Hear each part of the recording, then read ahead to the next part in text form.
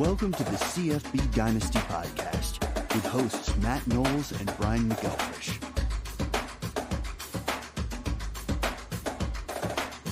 Hey everybody, how you doing out there? For the first time ever, live in front of a not studio audience, it's the CFBDynasty.com podcast. My name is Matt Knowles. As always, with these two dudes above me, Brian McElfresh and Doug Gravely. Brian, Doug, we have 3 days left until the start of the college season, as well as our CFB Dynasty Home League. It feels like just 49 days ago, we were saying that we had 52 days to go. I know, man. I know. Like, it's finally here, game week. It like strikes me every day.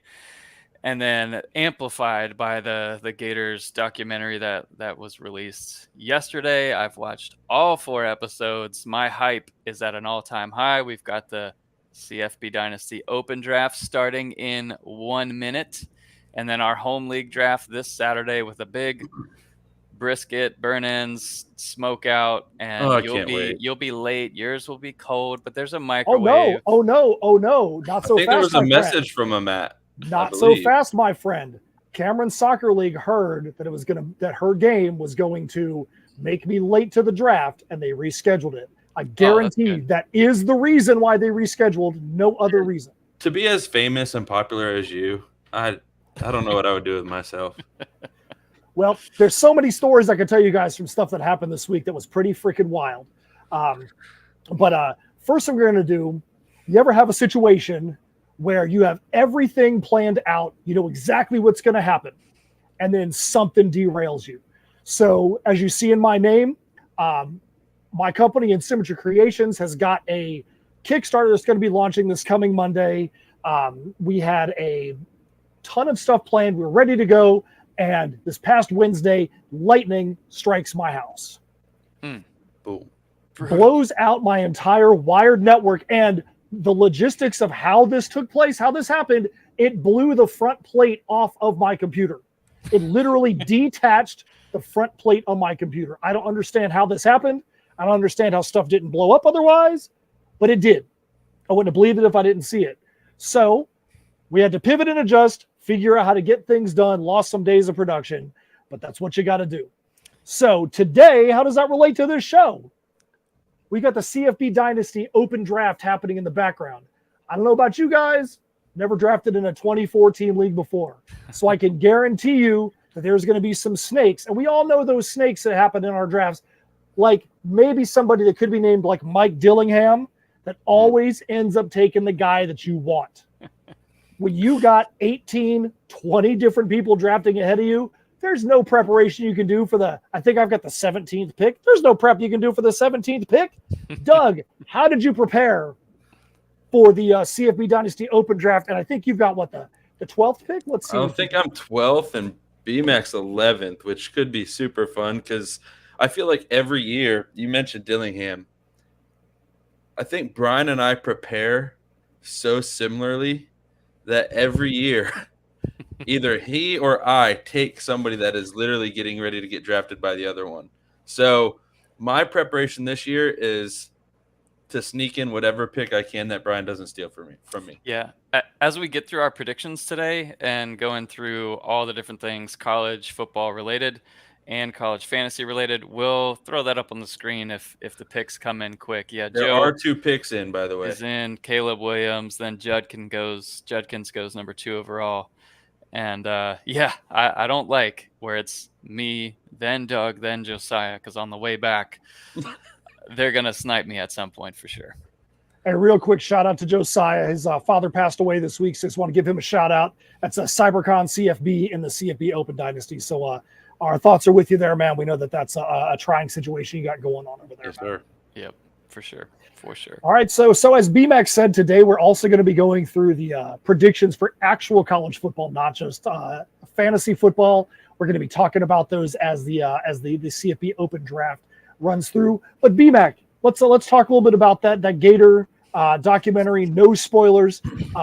Tell us your thoughts on that Gator documentary that just dropped. All right, so the quick and dirty version is I think Gators fans are going to love it. because you're like reliving the height of Florida football. But and if you're especially like just a college football fan, you'll love it. You get the history, especially if you weren't living and breathing college football during that time. It's going to kind of rekindle some of the old times, showing like mat drills and how they practiced at midnight and all that stuff is just fun to watch. Like, I'm a Gators fan. You see the helmet in the background, but if this was about USC, shoot, I would still love it. But if you're a hater of the Gators and you're hoping to show all the controversy, Aaron Hernandez, Carlos Dunlap getting a DUI right before the SEC championship game in 2009, a lot of that stuff is left out. So it definitely is in the Gators' favor, kind of, in terms of it's nice to them not showing all the negative stuff. Well, I'm definitely looking forward to that. I'm also looking forward to HBO. Super hyped though. Like, I started lifting weights like right after watching the first episode. Also looking forward to watching BS High, which debuts on HBO today, about Bishop Sycamore, the scandal around a fake high school that found a way to get a game against IMG, which is like a mega football and sports prep academy, live on ESPN. As soon as Bishop Sycamore got the crap kicked out of him by IMG, everything started unraveling. I can't wait to see this documentary on how this team was able to fake their way into a nationally televised game against IMG. It drops on HBO today. Yeah. So we can go through, I guess, news and notes really quick before we get to rankings. Marvin Harrison just went third in the Open League draft. So Carissa is on the clock. She made the announcement of the league. So we'll see how she does in her first pick. And all right, so quick news and notes. So Brandon Thomas, running back from Memphis, like a couple years ago, he came on, 2 years ago as a freshman. Looked like, when Memphis was still like a really good running school, looked like he was going to kind of take over, and then had some fumble issues and blah, blah, blah. He had a surgery last November, which was season ending for him at that point, obviously. He's back, and they're in like a five-man rotation, according to the coaching staff there. So you love the old running back by committee at Memphis. Not really, JK, blah, blah, blah. Brant Keithy, Cam Rising listed day to day, whatever that means. It's still been day to day. I mean, that seems like the same report we've had for the last couple of weeks. I would hate to be a Cam Rising owner like myself and not know if he's going to be able to play. Definitely somebody to steer clear of unless they give him a full clear before that first game. Yeah, I don't think that's going to happen, even if he is healthy. Apparently, he's still limited in practice, but Utah still all around a really good team. I was doing a little bit of research yesterday. They have the fourth longest win streak in all of college football. Cam Rising has never lost as a home starter at Utah, and they, as a team, haven't lost since 2020 at home. As a Gator fan, Brian, is this the year they lose at home in week one? In Rising's potentially last year at Utah, does he lose as a senior against Florida week one? So many questions. Every single prediction that I've seen has been Utah so far. And I think that's warranted. Like, I think they've earned that. And if you're betting the game and it's a non-money line or you're not betting the spread, I don't know how you would pick Florida necessarily. But it's too close to the game for me. It's hard overhead for me on that one to even answer it, especially coming off watching the documentary. 4 hours of that, the last 20 hours or so. So, Doug, I think you need to go. I think you need to be texting Carissa and tell her get her dang pick in, man. I will message her right now and be like, get on it, girl. Trey Knox expects to be ready to play week one. Ulysses Bentley for Ole Miss, running back, has been practicing but still remains non-contact. Haynes King, Georgia Tech, starting quarterback. Yeah, you know what? Watch. So if we were not live, you would have edited that out. Maybe. No, he's the starter back. That is the new CFB Dynasty position, guys. The starter back. Pipe down. Jacksonville State has listed co-starters at quarterback. So Logan Smothers, Zion Webb will both be in shotgun on the first snap, and we'll see who gets it. Jaden Rashada is the freshman starter at Arizona State. Yep, so just announced yesterday. Big one. Rashada has all the talent in the world. He's been doing great in practice. And he overcomes Trenton Bourget and then Drew Pine, who's still recovering from a hamstring injury. But that's that. Antoine Wells should be ready to go week 1 for South Carolina. Nicholas Harbor expected to be ready for week 1. Still kind of ambiguous in terms of where he's going to play.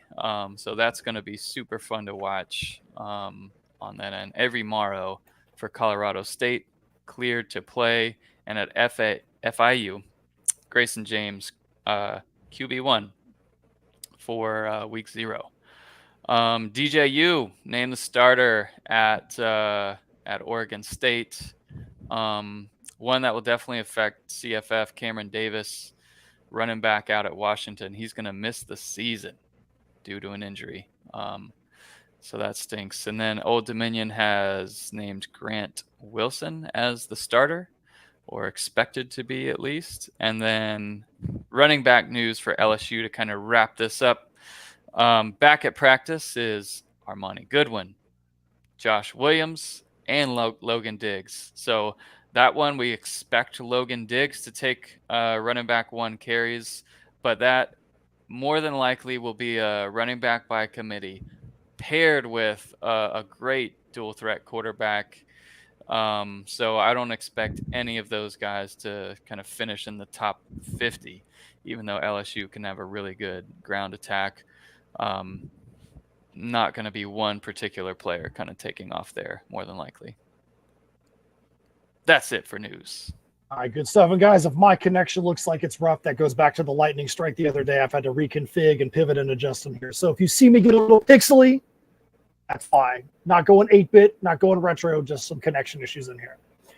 All right, so definitely a little squirrely today. Squirrel white alert. Doug, what the heck is going on with Carissa? Does she have a job or something? Why is she not picking? She's supposed to be in here making her pick. We think she works. I don't really know what she Somebody does needs to talk to her boss, man. I know she gives me a hard time every day, so that might be what she's ultimately getting paid to do, and she's doing a really good job. Maybe she's creating a task and tracking her time. She could be, or she could be driving to work, because I know she started the day from her house, and that girl has I swear she has probably 4 or 5 meetings a day. So, yeah. Well, we jumped through the first 3 picks, got them out quick. Even with Joe picking, Joe, that's the famous or infamous Uncle Joe. He picked Caleb Williams within 12 seconds. The great thing about him, hello, Joe. The great thing about him picking first is that he couldn't pick someone that was already on someone else's roster. Oh goodness, here we go. Ay. Man, Joe, I'm on your side today, buddy. They're gonna pick on you, but I'll support you today, Joe. I'm in draft mode. I've been building out the slide presentation that I like to do and kind of roast people right before the draft, and I'm ready for Joe. I am ready. So let's just pivot real quick before we get into the predictions.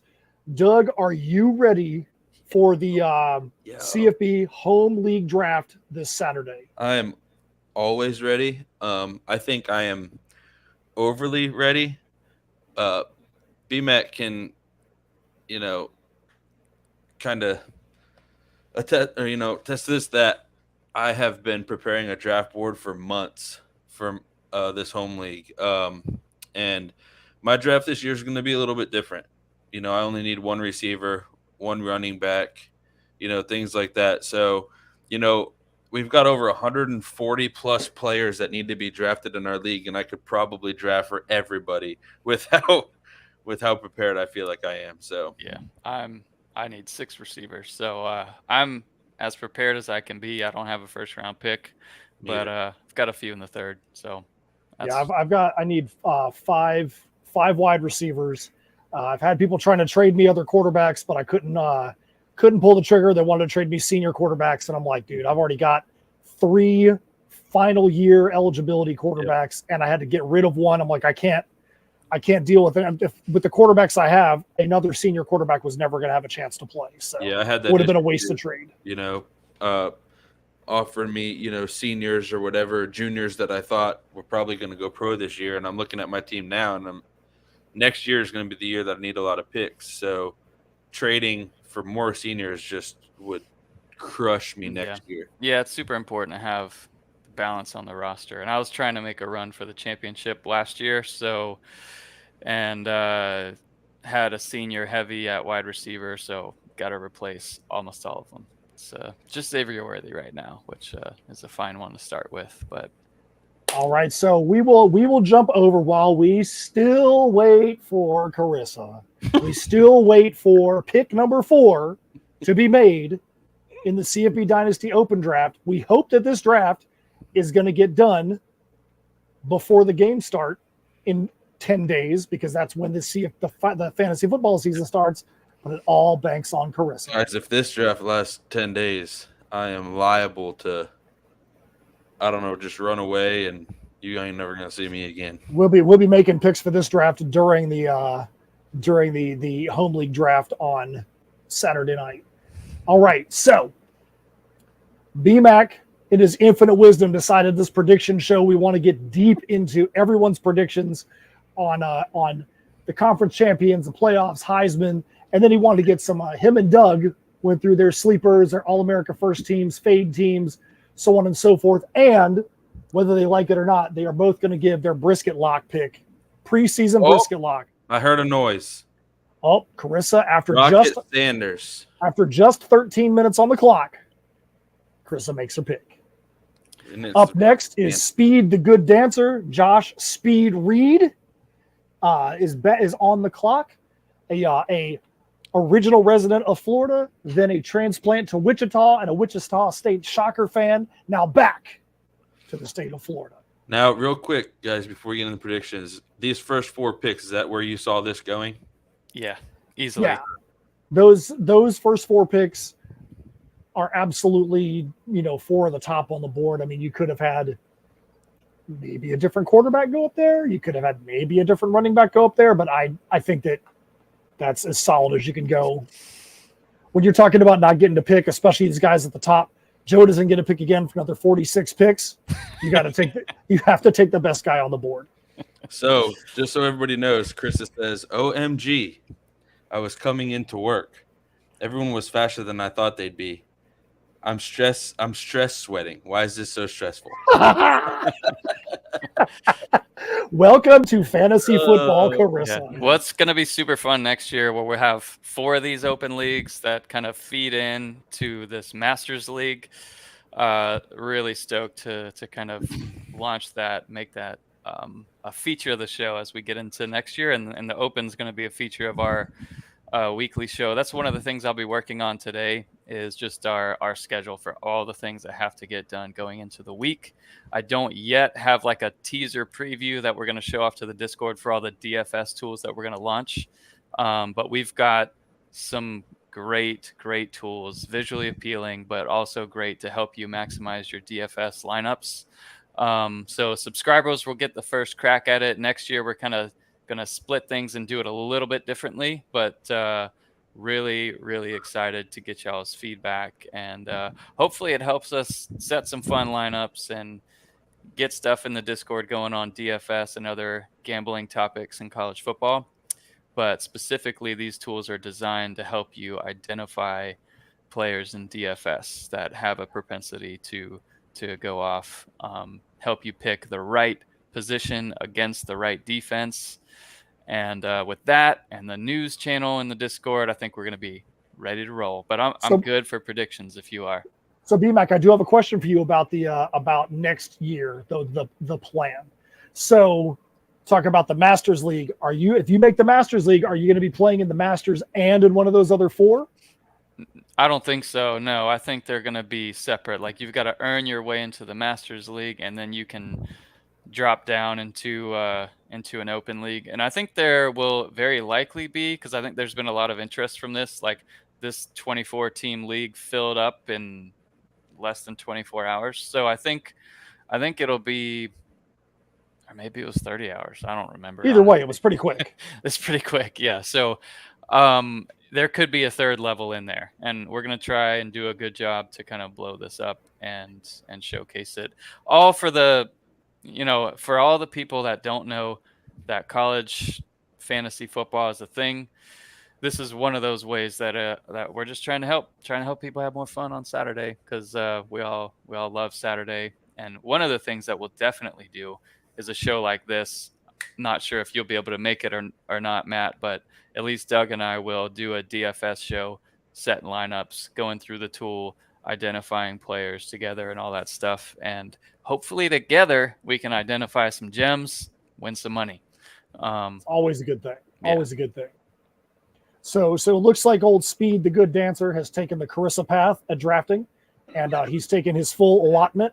Right now he's watching the draft right now, by the way, guys. I'm saying, come on, Speed. Chris is watching. So now Carissa needs to be given Speed some hassle now, man. If she beats me up today, guys, this is y'all's fault. All right, so let's go over to the predictions. So we'll go to the easy ones first. What I'm going to do is I'm just going to read the conference, and I'm going to read everybody's prediction, and then we're just going to talk about that conference a little bit as we go. So SEC, BMAC says Alabama is going to win the SEC. Both Doug and I have Georgia down. BMAC, why do you say Alabama? I think it's pretty easy to see why Doug and I would predict Georgia. That's probably one of the easiest, safest picks. I'm saying it's one of the safest. It's one of the safest ones you could say, because nobody's going to say, I can't believe you made that crazy pick of Georgia being the SEC champ. BMAC, why do you think Alabama is going to overtake Georgia? I think they'll win the conference. I think they'll beat Georgia in the SEC championship game. And mostly I think they're just going to have the best offensive line in college football, and they're going to run it a lot. I don't know if it matters a ton who plays at quarterback. There's huge potential there for Milroe specifically. Like when he walks on the field, he is the best athlete on the field. And if he can curtail his turnovers and whatnot, that's going to be an insane. It's going to be difficult to stop them. And I think Georgia, well, we'll get to it in a minute, but right now, I've got Bama with the revenge factor, with running the ball, best O-line, great defense. That's how I think they're going to do it. So real quick before we continue, we want to make sure, since we're doing this live, we want to make sure that we are giving shout outs to people that are in the chat. So Clee Shreen, let us know in the chat what your team is in the league. So Clee Shreen says he just did his yearly D2 fantasy football draft last night. And if you want to know who the nerdiest person in the open league is, that's him. D2, that's pretty intense. I want to know how he's even running that.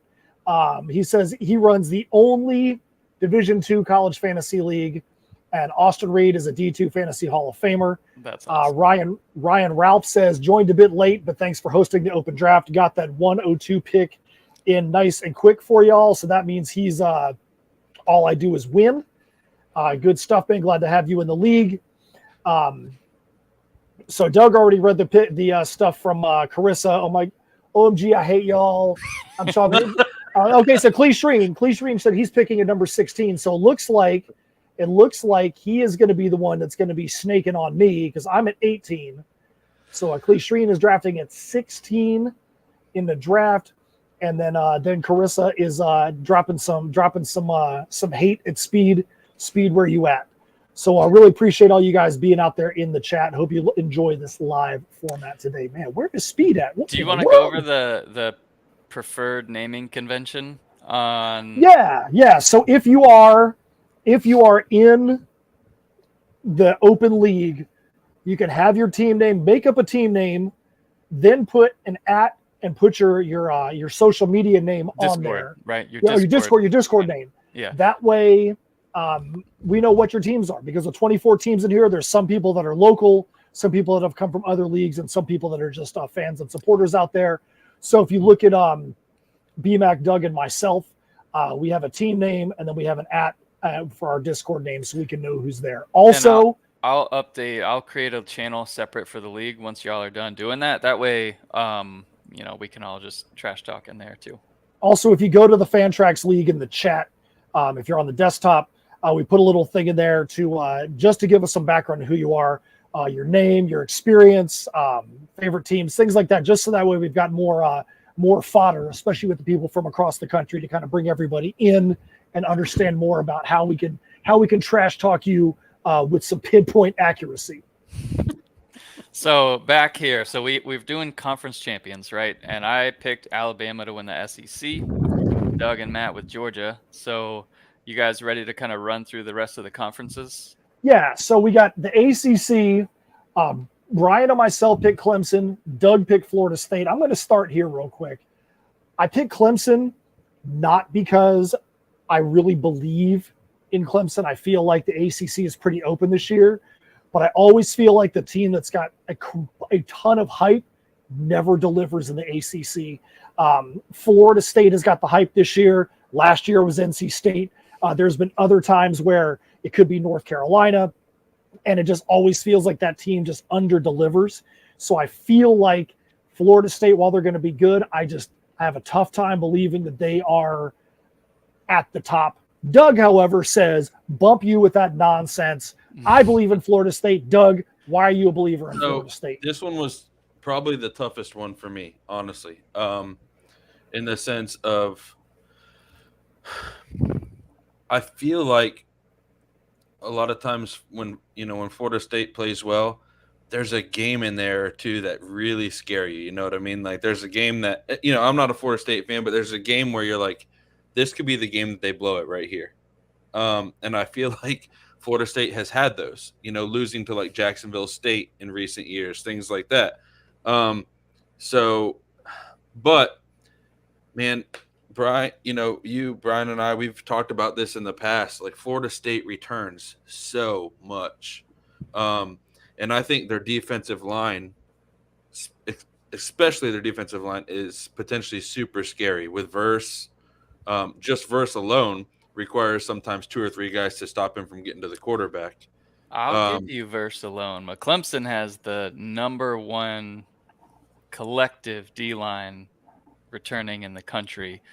According to Phil Steele, at least. Yeah, Phil Steele.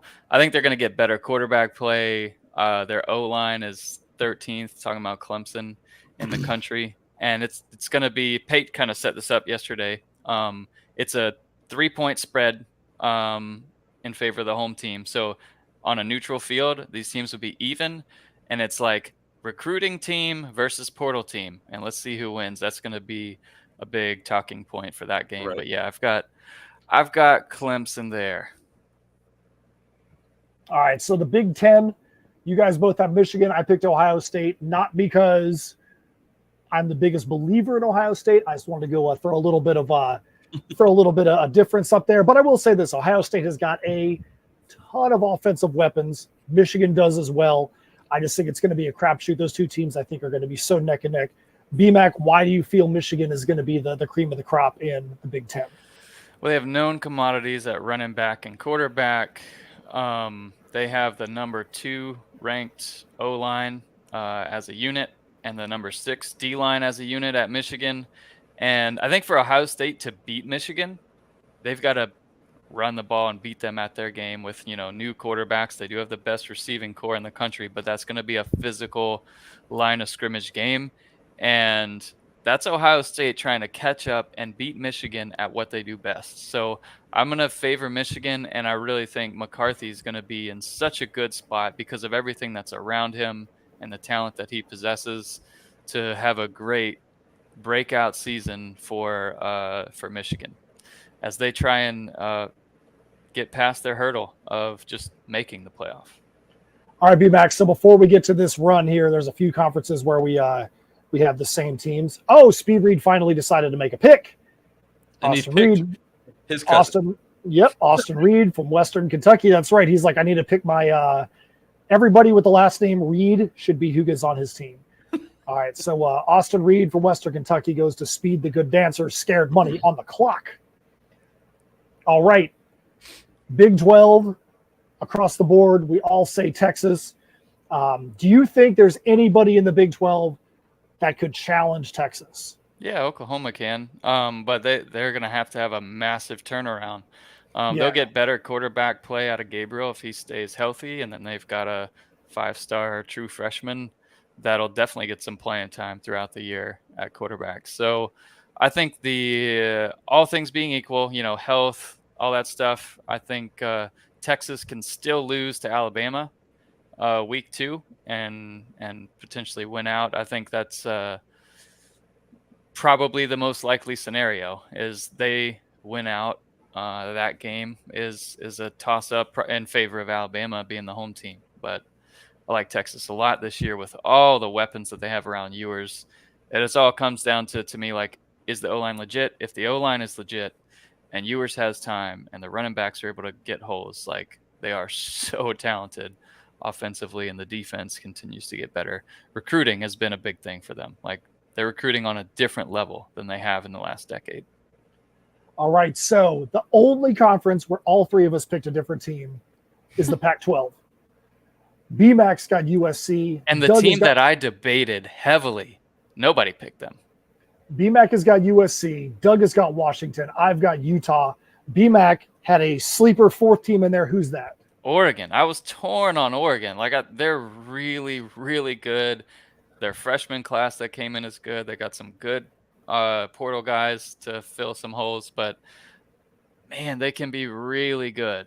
I think it just shows how tight that conference is in the final year of it as we know it. But there are so many teams that could take that conference. Yeah, and Utah's stated goal is winning the Pac-12. That's what they want to do. So even if Rising does miss that first game, like, all of that's ahead of them. And they are so tough and so good on the line. So I understand your Utah pick. And Washington returns a ton of offensive firepower. They did just lose their running back, but we'll see. We'll see how things go there in Washington. I don't think losing that running back is going to be a huge issue for them. I think they were going to be more so a committee type style anyways at running back. He was probably going to get more carries, but limited more. Yeah. And I don't like how many points USC gave up to every team they played in the last 6 weeks of the season. And I thought Washington had a better defense and all-around team. And they didn't play USC last year. So, I mean, they could have beat USC last year, in my opinion, but we'll see. We'll see. Yep. All right, so another conference where we've got the same teams across the board. And I think this one has a little bit of discussion here. We all three say that UTSA will be the champ of the AAC. I know that both of you guys were very questioning on the UTSA offensive line. Do you think so? Obviously, if you say they're going to win the conference, do you believe they're going to be able to overcome that, or do you just think there's not enough challengers to overcome them, even with their offensive line challenges?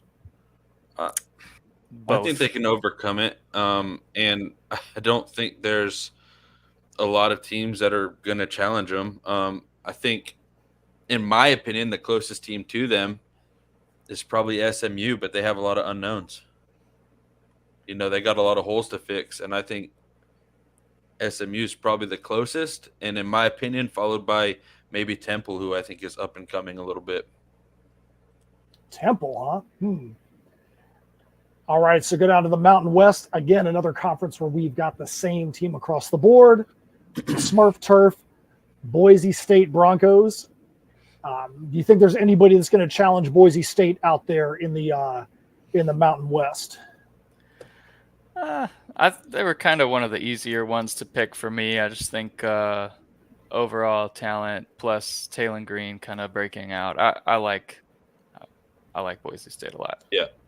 I think if there's see it being if there's any team that's going to challenge them, could be Fresno State. but I think that Boise is head and shoulders above in that conference this year. Mm-hmm. All right, so the MAC, put a little note in here. So Doug, you wanted to go to Miami of Ohio. Is this true, or is this nonsense? No. So it was between Ohio and Miami of Ohio for this pick for me. And I went with Ohio. I didn't want to go to school in Miami of Ohio, but well, that's what the note says. So let's make up a story. What made you decide not to go to Miami, Ohio? I'm smarter. Oh, remember, this is a live show now. Yeah, that's fine. So you guys know me. But anyways, no, I was torn between Ohio and Miami of Ohio for this pick. But I'm going to go Ohio with Rourke coming back from injury. He's the best quarterback in that division, or in that conference, I guess I could say. And they've got a lot of offensive weapons. Sandora. Yeah, they got a lot of offensive weapons that are highly ranked. I wanted to go with DeQuan Finn and Toledo. I really wanted to, but I just couldn't if I was picking it. Yeah, I just landed on Ohio. I picked Toledo just because you guys both wanted to, and that way when they win, I can say I told you so.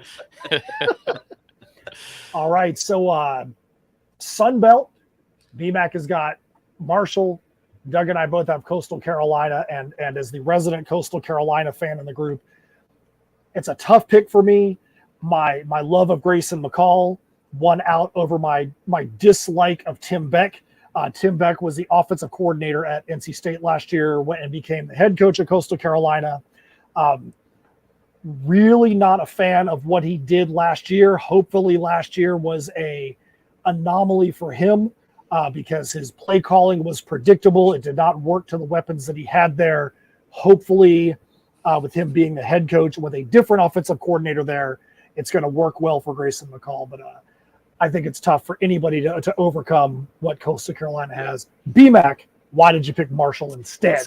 Let's get that running game with Rasheen Ali to the conference championship and have them win it. That's what I see playing out.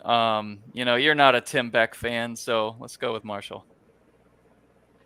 All right, so then probably one of the easiest picks on the board, Conference USA. We all have Western Kentucky out there. Western Kentucky has already seen a player drafted in the top 5 picks in the CFB Dynasty Open Draft. Can anybody touch Western Kentucky? And if they can, how is that going to happen? I don't think any other team in that division can score 50 points a game. Yeah, I just think Western Kentucky's going to score too much. If they're healthy, I think they'll take it. All right, so that's the conference champions for all of us. All right, so let's go down to who you think is going to make the playoffs. BMAC, this is the final year of the 4-team playoff as we know it. I know you are a lover of the 4-team playoff. You know I am a hater of the 4-team playoff. I can't wait for us to get to something else next year. This past year, if we would have had a 12-team playoff, Toledo would have made the 12-team playoff. And Tulane would have moved on. That's what I meant. Tulane, not Toledo. Tulane would have made it. Tulane would have made it. Sorry about that. Tulane would have moved on because they beat USC. Well, all right. So you don't know if that would have been the matchup. Right. So BMAC has got Alabama, Michigan, Texas, Georgia as his 4 teams, with Michigan and Georgia in the championship matchup, with Michigan as the champ. BMAC, why did you pick those 4 teams, that championship matchup, and that champion? One of the most interesting storylines is going to, for all of college football, is these big teams with brand new quarterbacks, and that makes it really difficult, with Ohio State, Alabama, etc., brand new quarterbacks. I think Michigan, they know who they are in terms of style. They've got great depth. Great starters, returning production everywhere. And I think McCarthy is going to take the next step this year. Some NFL scouts think he's the one that could potentially battle Caleb Williams. Unlikely. Caleb Williams is probably a different tiered prospect, but some scouts I've seen or whatever have viewed them similarly, and him as the only real threat there. Or to even also, if he's considered in the top 10, come year's end, I think that's an upset. I think that's not what most people expect. So I like Michigan a lot. Certainly Georgia Carson Beck looked really good in the spring game. It is just a spring game, but still, he looked in command, and they're going to have difference there. They got injury concerns at running back, but I think they're going to be fine because they've got a really pretty simple schedule there for Georgia, and it's not their fault that they have the simple schedule. But anyways, like Michigan there over Georgia. Doug? So Doug has got two teams the same, Michigan and Georgia, but then he's got Florida State and Washington.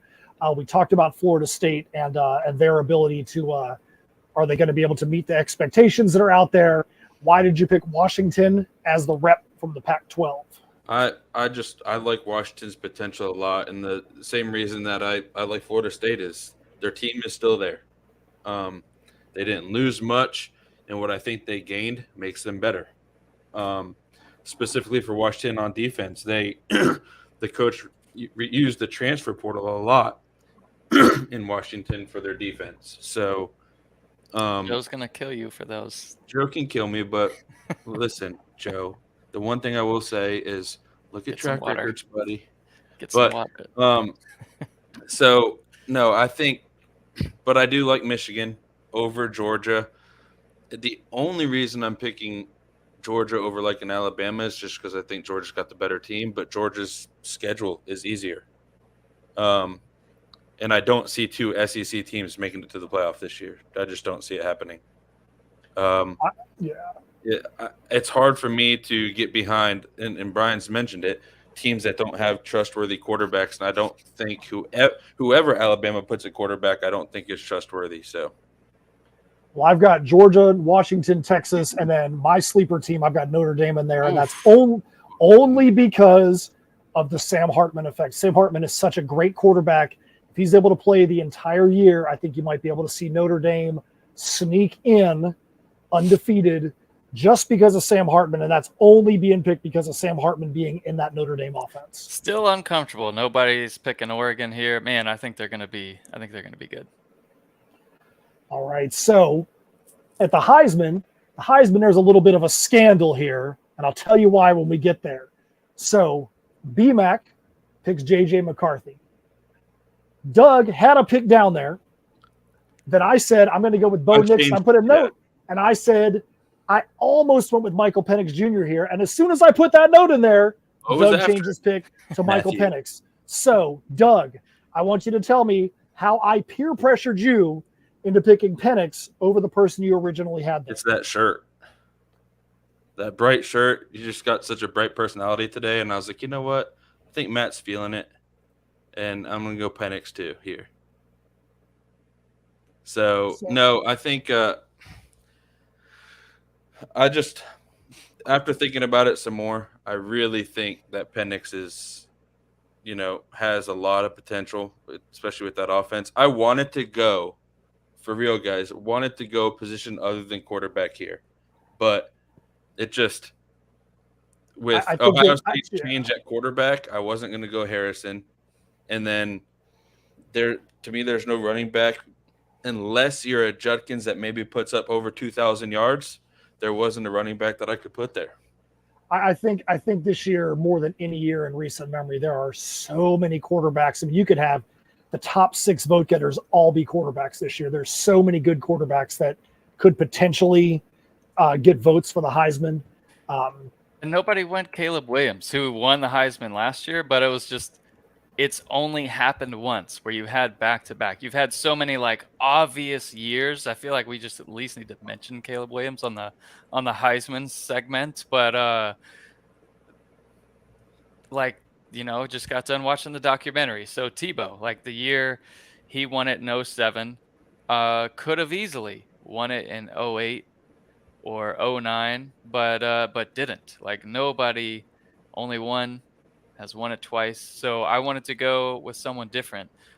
Did you guys know that Jaden Daniels is the second in the Heisman odds? I did read that this morning. I saw that. I thought that was pretty amazing that right now that he's the second. That's pretty freaking wild. Yep. Quinn Ewers is third. Penix is fourth. Klubnik is fifth. And, man, I like seeing your boy Hartman there. If Notre Dame did make the playoff, that would be really surprising because their schedule is tough. That means they've won some really, really good games, against USC and a couple of their like massive, massive games that are on their schedule. It's going to be an interesting year, that's for sure. All right, so now Doug and BMAC put down their sleepers this morning.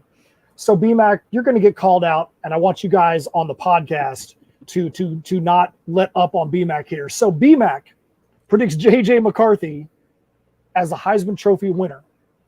He also puts J.J. McCarthy down as his sleeper quarterback. BMAC, how in the world can you say that your Heisman Trophy winner is also going to be a sleeper? Justify this for us. Yeah, that's a good question. It's simply because of his ADP. If he's being drafted as a QB3 on average in college fantasy football, and he ends up as a Heisman winner for real, that's a huge sleeper. That means he's probably finished inside the top 10 as a fantasy quarterback, but he's getting drafted as a QB3. That's how. Okay, I can roll with that. So Doug has got E.J. Warner as his sleeper QB. Is it because of the last name? Is that why you've got the sleeper pick down there? I've just talked about him before. He's also in that article that, talking about the article that posted on the Sporting News, because the Sporting News uses CFBDynasty as their back end for their articles. They did. It was crazy. It's cool right. to see. It's cool to see some of my stuff somewhere else. It's nice. Yeah. Also, speaking of that, real quick, we are going to be doing in partnership with them, and it'll be posted on their site, a fun segment every week during the season. It's going to be like DFS or player prop related. So that's going to be super fun. And we'll be posting that stuff on our site, and they'll be posting on our behalf as well, an exclusive piece that we'll do for them every week during the year. But no, I just like him. And yes, his dad is a Heisman winner, but that to me doesn't matter because his dad is a Hall of Famer. I'm sorry. If that mattered to me, I'd also have, Gates up here as my sleeper receiver, but I don't. So, all right. So BMAC has got Jace McClellan, the Jonte Wester. Excuse me, just the running back was Jace McClellan. Doug has got L.J. Martin. Guys, talk about your sleepers at running back. Yeah, McClellan is one that is getting drafted inside, like as a running back 2 most of the time, meaning he's like in a 12-team standard league. He's somewhere in the teens, typically low teens. So I think he's got potential to finish as RB top 3. If the Alabama offense runs, heavy as a heavy percentage running the ball, and also their performance. Like I think that O-line is so good. McClellan could have a special season. Also, with a running quarterback, new quarterback, you think of tight ends, and then, if he doesn't see his first read, boom, duck it down to Jace McClellan. He's a great pass catcher as well. All right, so Doug, why you got L.J. Martin up there as your sleeper at running back? L.J. Martin's a freshman at BYU. For those of you that don't know, BYU, yes, they have Aiden Robbins, and I think Aiden Robbins is a great back, but somebody I think is going to need to come in and take some touches with him. And I could see this, maybe not to the extent, but potentially being similar to how Michigan used their running back room last year with 2 guys that, were highly talented, and you want to get both of them the ball. So I like LJ Martin a lot. He's big, he's strong, and he's got some wheels. So we'll see how many touches he gets, but I do like him. And I think, he's going to get his fair share of touches.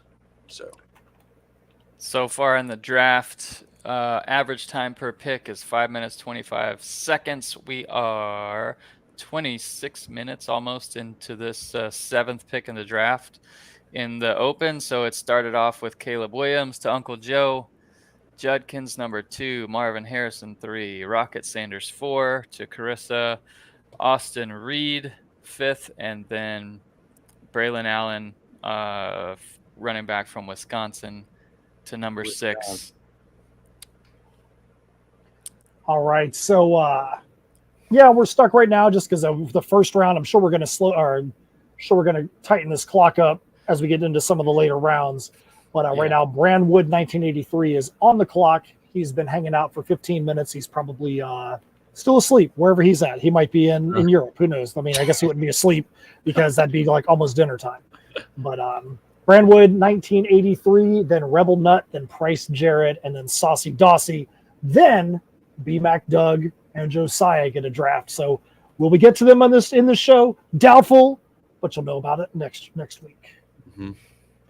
All right, so wide receiver sleepers, you got LeJohntay Wester and Lawrence Arnold. Quickly talk about those two guys as to why you have those as your sleepers. Go ahead, B. LeJohntay Wester had some really great breakout games last year, but was inconsistent. FAU gets and he was just a sophomore last year, a true sophomore. So FAU gets Casey Thompson in at quarterback. So I think he's got better quarterback play, and he's going to be the lead target. He gets carries as well. I like LeJohntay Wester a lot, and he unfortunately is someone I traded to William like a week before the Casey Thompson news came out. So I like him a lot this year. Definitely someone I'll target. So I've got Lawrence Arnold from Kansas. I think their quarterback play there is great. I think he's going to need a number one guy to throw to, and I think it's going to be Arnold, 6'3", 200 pounds. Appeared in 11 of 12 games last year, had 300 and something receiving yards, and I just think he's going to be better. They said he's had a better spring. He looks faster.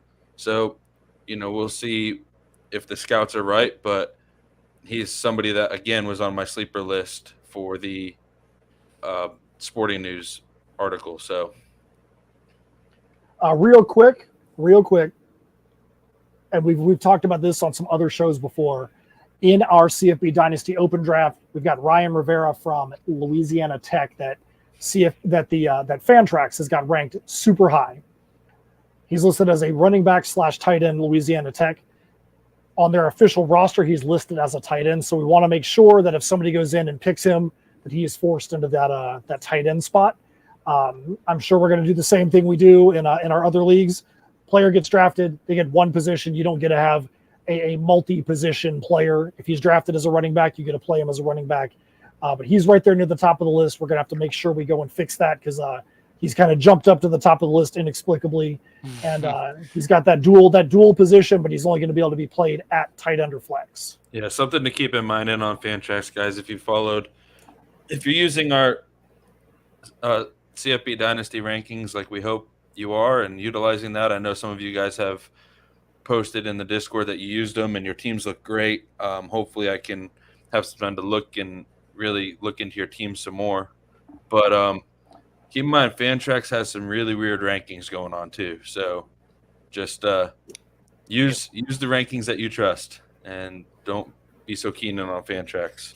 So let's sprint through tight end, kicker, and defense without much comment here. So Elijah Arroyo, I've talked about him a ton, tight end for Miami. And then you've got Luke Hayes. I think it's Hayes out of Arkansas, the freshman out of Arkansas. I know Gums transferred there, but this kid has had a lot of praise, coming in, being heavily recruited, and sticking it out through the Gums transition. So I think they could use a 2 tight end set there, and I think it's just going to help KJ Jefferson out immensely.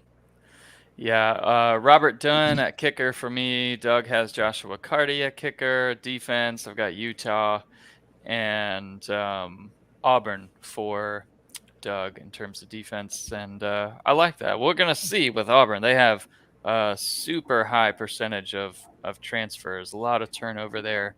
A lot of it necessary New too, coach. Especially at wide receiver. Yeah. So, all right, we're done with sleepers with 3 more to kind of quickly go through here. I think all American teams, we can just read off the names because I feel like we've pretty much talked about everybody that's on here.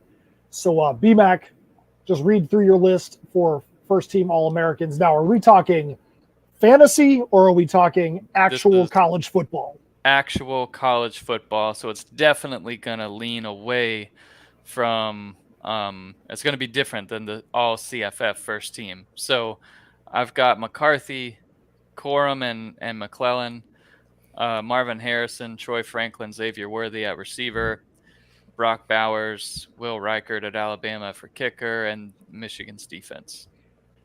And Doug, then what about you? I've got McCarthy, Rocket Sanders, Braylon Allen, Cowing, O'Dunes, Harrison, Nesbitt, Cardi, and Georgia's defense. So, Doug, I have a question for you. Why is Squirrel White not on this list? Why? Because I don't think he's all-American potential. I'll do this again. Doug, there you go. I was just giving BMAC a reason to do the squirrel sound effect. I love the squirrel sound. In reality, I think he's going to be a yardage freak, but I don't think he's going to get enough touchdowns. All right, so this is something I really want to get into with you guys. We'll make it quick just because, we don't want to be running the show too long. The all fade team. You guys have got your all fade team down here. So these are guys that either performed well or you think are going to perform under their projected expectations. All right, so a QB, BMAX got Joe Milton. Doug, you've got Riley Leonard. Why do you guys have so much hatred in your hearts for these two poor quarterbacks? I don't think it's hatred for. I think it is. For Riley Leonard, it's Duke. So I don't know. I like Riley Leonard, but I don't trust, I guess, the systems at Duke very Yeah, much. and it's also hard, right, to pick a fade team when we're ranking these players up there. So for me, call me a Gator homer and a Vol hater, and you'd be telling the truth. But that doesn't really affect my rankings. For Joe Milton, the reason why I listed him up there, they lost their best offensive lineman at tackle. Their top couple receivers are gone, both killing it in NFL preseason. And then he's just got a history of inaccuracy. So I want to, I saw it in the bowl game with Squirrel White, all of them, etc. I want to see it over SEC football when everyone cares and all that stuff. Not saying Clemson didn't care in the bowl game or whatever, because I'm sure, or I know it was a pretty good game. So has he started a road game? His first one's going to be in the Swamp this year, and that's going to be a fun one. It's a test to see, will he get rattled or will he showcase his maturity of being a sixth or however many years senior from the original Michigan commit. So we'll see there with Milton. That's why I would be scared drafting him. If he's a QB2 in my league, I'm cool with it. At QB1, that makes me nervous because there's just there's a lot of unknown there. All right, so our running back, you guys have a consensus as George Halani being an all fade. You've also got Carson Steele and Travion Henderson listed. I think that it's pretty obvious as to why all three of those guys are out there, but just give us a quick hit, real quick, as to why those guys are listed. Man, forget you, Doug, listening to Travion Henderson. I like Travion. I think he's going to have a heck of a year. But I know you hate him very much. So Carson Steele for me, they're going to have, I think, Dante Moore, if he's not the starter week 1, I think he will be a starter for the majority of the year at least. And they've got Harden coming along at running back. Will Steele get enough touchdowns? Like, I don't think he's going to match his production from last year at Ball State. So that's why I'm kind of fading on Steele a bit. I think I agree with you on Steele. I love seeing him moving up to the big league, so to speak, but I think that's going to affect his stat output quite a bit. Wide receiver, BMAX got Dorian Singer, Antonio Williams, Zachary Franklin. I think Zachary Franklin is an obvious one. And then Doug, you've got Brew McCoy. I think that goes back to our Squirrel White. Squirrel White. Oh, I'm sorry. I'm in the chat. Talking with the people. It goes back to our Squirrel White comment. I'm still. He's not ready. What did you Dropping say? the ball. Dang. There we go. You got a Mecca Egbuka on there and Dorian Singer. So, guys, why do you both have Dorian Singer listed?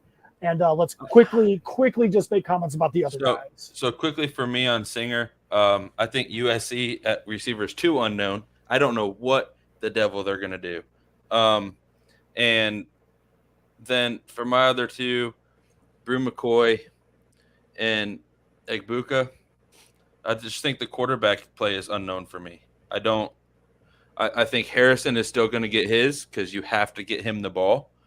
But and Egbuka, I'm not saying isn't great. I'm just saying I think in fantasy terms he's going to drop off a little bit this year.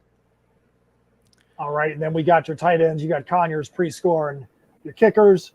Defenses, I want to jump down real quick. Let's talk this. So BMAC, if you guys know BMAC, Florida may be his school, but if he can't pick Florida, it's going to be the ULL, Louisiana Lafayette Ragin' Cajuns. He's going to decide to throw some shade at ULL this year, all fade defense.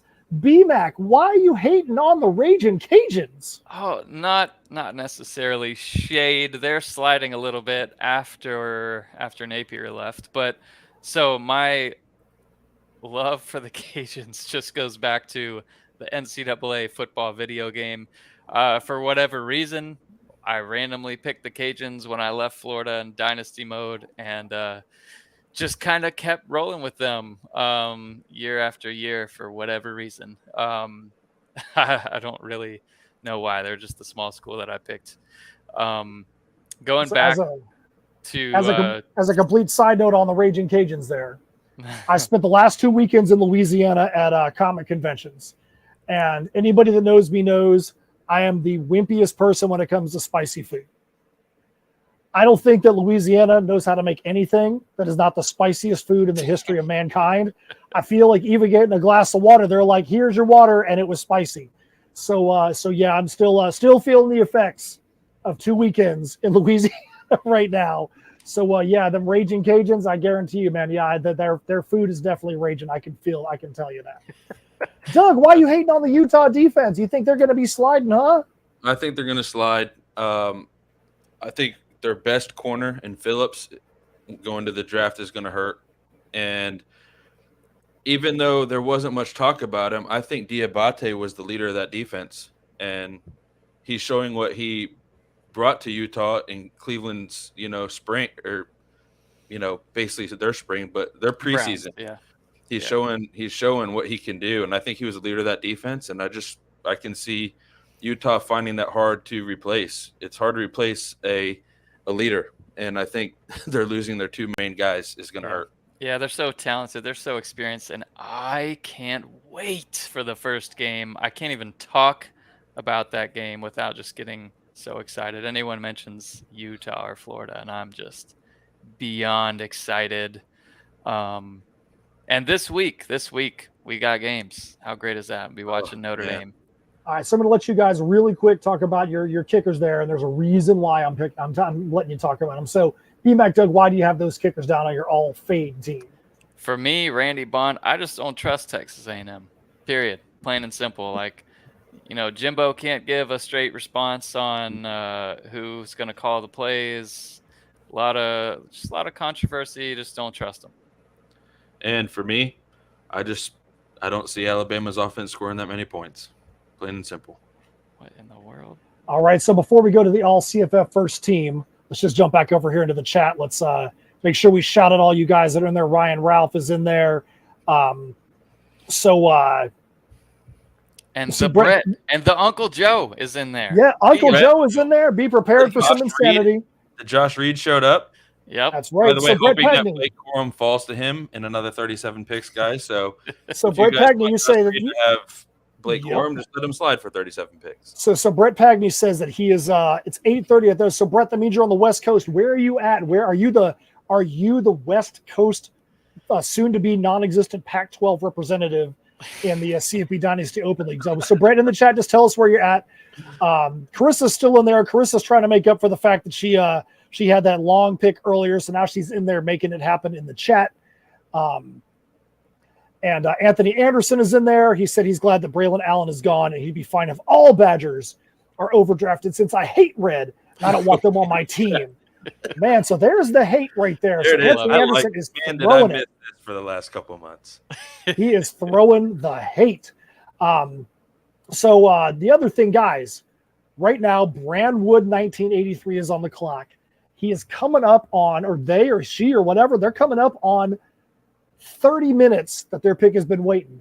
Will Brandwood make a pick in the next 30 minutes, or will he be the first ever auto pick in CFB Dynasty Open history? Doug, what's your prediction? My prediction,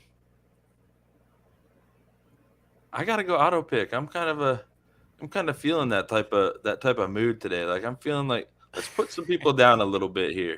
Let's drag them back down to like finishing second place level here. Okay. I could be on a marketing meeting with like our top client, and I will just be upfront with them and say, listen, I'm potentially going to be on the clock during this meeting. I just try and keep it real with my clients so that they know. I have a 1:00 meeting today, and it's very likely that I'm like, listen, guys, this could happen, and at some point, I'm gonna have to look at my phone or something here. That's right. So BMAC, do you think that Brandwood is going to be able to make a pick, or do you think he's going to get auto picked? I think he'll show up and make the pick. That's what I'm rooting for, at least. I think Brandwood is going to get auto picked, and then I think he's going to win his first game. Ooh. I think that's what's going to happen. I think that everybody's going to be super pissed off that they took all this time to make good picks, and then the auto pick guy is going to be the one to win the first game. Oh, kind of like our league last year. You can't win the first game alone because we've got all double headers. Okay, I saw that. I was going to ask you how we have the schedule set up for that, but we can talk about that offline since we have an extra week to be able to get to that point. Okay, real quick, we're going to go to I'm going to just read off who you guys have here. All CFF first team.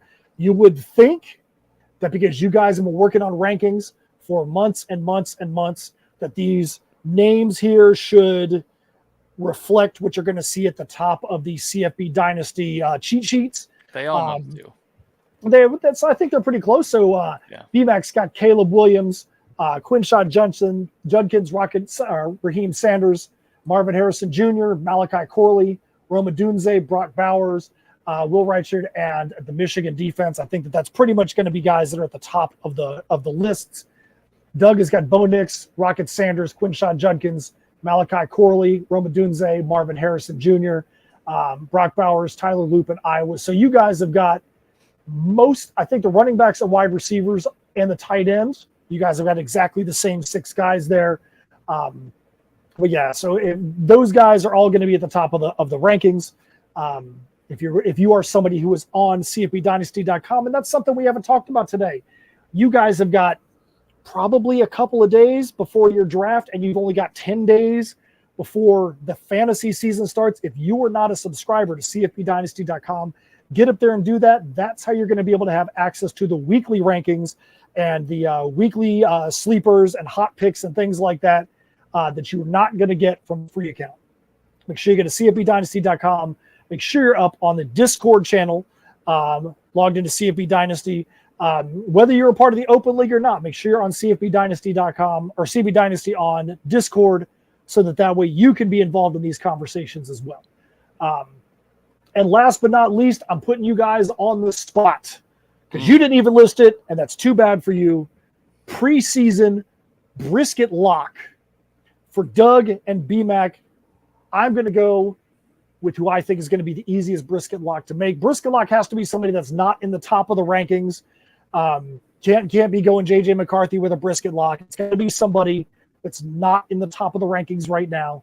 I'm going to go with my boy from Boise State, Ashton Genty, as my brisket lock. I think that he's going to have a special season. Doesn't mean he's going to do better than Helani, but I do think he's going to overtake Helani. He's just a special talent. He's been tearing it up in the spring game, and I think that Genty at Boise State is going to be somebody you want to have on your roster. If you can get him, you want him. Don't overdraft him, but definitely want him on your roster. And if you have him there, it's going to be good. Doug, I'm going to make you go next. Why me? You know what? Psych. I'm going to BMAC first because BMAC is the one that the brisket lock was named after. BMAC, who was your brisket lock? Count of 5. Who is it? Today too. All right, so I've got 2 ways I could go with this. I really, really like Trevor Etienne and the Gators rushing attack this year, but they've got the toughest schedule in the country. I'm going to roll with Cartavius Norton from Iowa State as someone who will like far exceed his ADP. We've got him at RB 56 right now. Now he's the starter and Jeriel Brock is gone. So I think he's easily like, if you can get him as an RB5 or so that his ADP would suggest, he's going to perform like an RB3 or a 2 potentially, as long as Iowa State's able to kind of pull it together and put out a good product on the field and don't get too many O linemen kind of looped into their gambling schemes and whatnot. I think Norton could have a big season. All right. Mine, I'm going to go running back out of NIU, Ontario Brown. Last season was been waiting for him to break out. That's CFF Nate's boy. Splitting a lot of carries with Whaley. And I think it's going to be the Brown show at NIU this year. All right, so we all went running back, and I think that's pretty smart when you're talking about college fantasy. So back over to the chat. Clee Shreen has a great question for us. Next week, are we going to have a draft recap and league preview? I would think that's going to be a part of the show. I think we're going to be able to go back. Hopefully, if the draft is done by that point, I would love to see a little bit of a draft recap there, talking about the CFB Dynasty Open League. Hopefully, the draft is going to be done by then. I think after the first round, we're probably going to be dropping that clock down a little bit, maybe to 30 minutes instead of 60, and then we'll go from there. Yeah, so, hopefully we'll remember to do the draft recap. I'm sure we will. That'll be great. I'm sure we will. Along with, we're going to be getting into our week 1 prep right there. It's going to be all the rankings, week 1 rankings, all that stuff. And at some point, certainly as soon as we're able to, we'll be first sharing it with Discord peeps as soon as we can give a peek into the developer who's building the tool. Give you the set of tools that we'll have access to soon to help us with DFS. Until then, we're going to be doing our standard manual rankings and manual DFS picks, based on injuries, news, Vegas data, and everything else. So, yeah, that's all for now. So excited to get into the stream of things with week 1, setting lineups, finishing drafts, and all that stuff. Any requests that you guys have, anything you think we can do better on YouTube, things that you want to see, whether it's on our TikTok or other things, we're going to try and do some different stuff, try and make the Discord kind of pop throughout the day, and use your help as we kind of collab and push content out every Saturday. So really definitely want to know what you guys think about the live format. Doesn't mean we're going to be able to go live every week, but definitely are happy with the performance of this today. We want to know what you guys think about that. So okay. There's a couple of comment on the squirrel. there's a couple of comments out there. I just chuckled at it, or if and it was stupid, or if other people did it. I thought it was great. So Clee Shreen says more squirrel noise attention. So, BMAC, what do you think about Squirrel White? I really like what he can be, especially if you saw the bowl game. And we've got a highlight video. It's our most popular video we've ever produced, is some Joe Milton highlights cut up from that game. If you want to get a little hype for Tennessee and Squirrel White, just hop in there and check out that video. And we certainly appreciate all of y'all with the contributions, just talking back and forth. It's going to be a fun season. And then Carissa had a comment up here I want to make sure we don't let slide. So Carissa's trying to make some excuses. She says, ha, I was definitely late because I was talking to a client. Should have told him to wait. So that's right. She needs to get her priorities straight. Understand that when your pick comes up, you got to draft. True story, a couple years ago, one of the guys in our league, Gordy, was that a heart attack that he had? Yeah. Gordy had a heart attack, literally was laid up in the hospital bed, had his wife bring him his laptop and his drafting sheets, because Gordy's the kind of guy that still thinks it's 1994 and drafts from a yellow pad of paper. made sure that all of his stuff was brought to him in the hospital bed and drafted in the CFB Dynasty Home League from the hospital bed after having a heart attack. So no excuses. You can always find a way to draft. Oh, man. What a league. What a fun home league. Lesson learned, she says. Lesson learned. All right. So she says, I can only hope to be like Gordy someday. No, we don't want to be drafted with heart attacks. But all right. So, Doug, BMAC, anything else you want to say before we get out of here for today? Man, real quick, we had a question on Discord a couple days ago, and to answer it, yes, our rankings will be updated. They have to be updated with all these starters being named and stuff. So, guys, please, we will send a message in Discord.